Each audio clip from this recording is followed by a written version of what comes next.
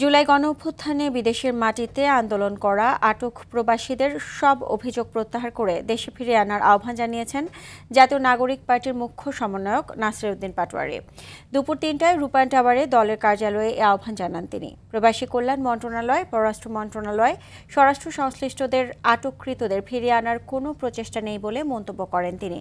এই মন্ত্রণালয়গুলোতে ফ্যাসিবাদের দোষর রয়েছে কিনা তা অন্তর্বর্তী সরকারকে দেখার আহ্বান জানান। গণঅভ্যুত্থানের এই মানুষদের ফিরিয়ে আনা না হলে ৫ আগস্টের অনুষ্ঠানের সফলতা আসবে না বলেও মন্তব্য করেন নাসির উদ্দিন পাটোয়ারি।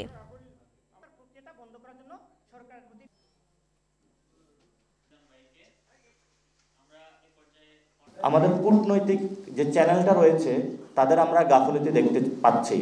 সেই ক্ষেত্রে যে কনসার্ন মিনিস্ট্রি রয়েছে, পররাষ্ট্র এবং প্রবাসী কল্যাণ এবং স্বরাষ্ট্র মন্ত্রণালয়, এই তিনটি মন্ত্রণালয়ের যৌথ উদ্যোগে সেখানে যে কনসুলার অফিস রয়েছে তাদের সাথে চ্যানেল ক্রিয়েট করে তারা কেন গড়িমসি করছে, সেখানে কোনো ফেসিবাদের দোষর রয়েছে কিনা সেখানে খোঁজ নিয়ে তড়িৎ কর্মা করে আমাদের ভাইদেরকে আমরা ফেরত চাই।